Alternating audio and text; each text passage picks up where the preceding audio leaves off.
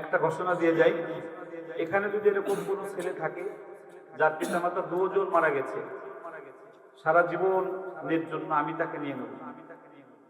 তার কাপড় চাপড়, তার খাওয়া, তার পড়া, তার বিবাহ শাদী আমি আর রায়হান বেঁচে থাকলে আমরা করাবো ইনশাআল্লাহ। আমাদের কাছে পাঠাই দেবেন শুধু, বা বলবেন আমরা এসে নিয়ে যাব। কেউ যদি নবমুসলিম হয় তার আর ভিক্ষা করা লাগবে না, কোনো দরকার নেই। শুধু একটু আমাকে খবর দিবেন, এবিডেভিটে কাগজ থাকবেন, আমরা এসে নিয়ে যাব। আমার ওইখানে 5 জন মেয়ে এখন আছে যারা সনাতন ধর্ম থেকে মুসলমান হয়েছে, বলেন আলহামদুলিল্লাহ। তার ভিতরে একজনের হেফজ শুরু হয়েছে। কালকে আমি পরশুদিন আমি ওর তেলাওয়াত শুনলাম, যেই জুবানে হরিফ বলে বলতো, যেই জুবান দিয়ে ভগবান বলতো, এমন সুন্দর তেলাওয়াত করছে, আমার চোখ দিয়ে অজরে পানি পড়ছে। আল্লাহ, তোমার কোরআন এই মুখ দিয়ে উঠছে, বলেন না আলহামদুলিল্লাহ। আরো জোরে বলেন আলহামদুলিল্লাহ। আমার এই কণ্ঠে তুমি তোমারই বাণী তুলেছ, ঠিক না? বুকের দেরাজে তুমি কোরআনের স্থান দিয়েছ। এত ভালোবাসো কেন মালিক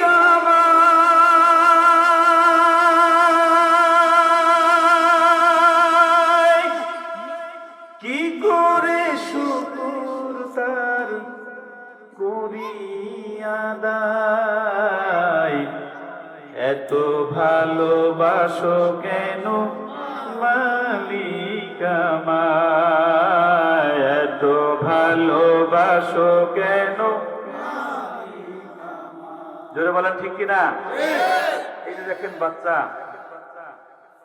বান্দা যখন কোরআন পড়ে, খেয়াল করে কথাটা শুনবেন, মিডিয়ার বাইরে ধরো, বান্দা যখন কোরআন পড়ে ফেরেশতারা তখন হয়রান হয়ে যায়, আশ্চর্য হয়ে যায়, বিভোর হয়ে যায়, আশ্চর্যে হতভম্ব হয়ে যায় যে কিভাবে এটা সম্ভব। যেই কোরআন আল্লাহ রাব্বুল ইজ্জত ওয়াল জালালের পবিত্র মুখ দিয়ে বের হয়েছে, সেই কোরআন মানুষ এত দুর্বল, তারা কিভাবে পড়ে এটা চিন্তা করে ফেরেশতারা হয়রান হয়ে যায়। আপনারা সবাই আশ্চর্য, হুজুর কয় আমাদের কিরকম পড়তে, আমাদের কোনো সমস্যা নেই। আপনাদের একদম কোন ধরে বুঝবেন, ময়না পাখি আছে না, টিয়া পাখি আছে না, টিয়া পাখির কাজ কি কথা বলা? জোরে বলেন। টিয়া পাখির কাজ কি মানুষের মতো কথা বলা? একটা টিয়া পাখিকে একজন পালে, ময়না পাখিকে পালে, ওই যে শালিক পাখিকে পালে। টিয়া পাখিরে মালিক কোনোভাবে একটা কথা খালি শিখিয়েছে, শিখায় নাকি শিখায় না? এই একটা কথা ময়না পাখি বললে এই ময়না পাখিটা সারা দুনিয়ার পাখির থেকে আলাদা হয় নাকি হয় না? মানুষ দেখতে আসে নাকি আসে না? আশ্চর্য হয়ে তাকায় থাকে কি থাকে না? মানুষ আশ্চর্য হয়ে সুবহানাল্লাহ, পাখি দিয়ে কিভাবে কথা বলে, ঠিক না ঠিক? যারা বলেন ঠিক না ঠিক? পাখির মুখের আওয়াজ শুনে যেমন মানুষের মতো কথা বলে যাক বলা দেখে যাও, যেমন আপনি আশ্চর্য হয়ে যান। আল্লাহ রাব্বুল আলামিন তার পবিত্র জুবান দিয়ে যেই কোরআন বের করেছেন, যেই কোরআন নাজিল করেছেন, ওই কোরআন যখন মানুষ যখন তার মুখ দিয়ে তেলাওয়াত করে, ওই রকম ভাবে ফেরেশতারা দেখে হয়রান হয়ে যায়। জোরে বলেন সুবহানাল্লাহ। আমার এই কণ্ঠে তুমি তোমারই বাণী তুলেছ, বুকের দেরাজে তুমি কোরআনের স্থান দিয়েছ। এত ভালোবাসো কেন মালিক আমায়, কি করে তার করি আদায়। এত ভালোবাসো কেন মালিক আমায়, এত ভালো। পৃথিবীর দিকে দিকে হৃদে কণ্ঠ আমার নামে তোমার গীতে, ঠিক না? পৃথিবীর দিকে দিকে অযুদ হৃদে কণ্ঠ আমার নামে তোমার গীতে, তৌফিকে তোমার নিয়ামত বেশুমার, তৌফিকে তোমার নিয়ামত বেশুমার, পেনুয়ে পড়ে মন সিজদায়, এত ভালোবাসো কেন মালিক আমায়, এত ভালোবাসো কেন মালিক আমায়।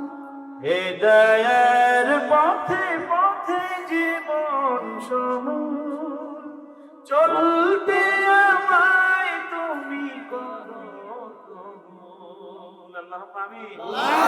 হেদায়ের পথে পথে জীবন সমূল চলতে আমায় তুমি করো কবুল।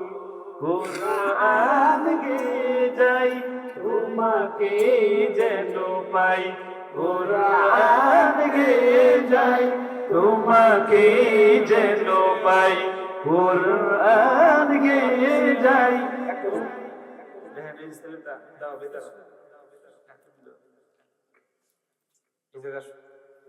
আসো না, দেখেন কি সুন্দর যুবক মানুষ, স্কুল কলেজে পড়ে, সে কত সুন্দর বলছে কোরআন গেয়ে যায়। কোরআনটা বিশুদ্ধ করে শিখবা, আল্লাহ তাকে কবুল করুন, বলেন আমিন।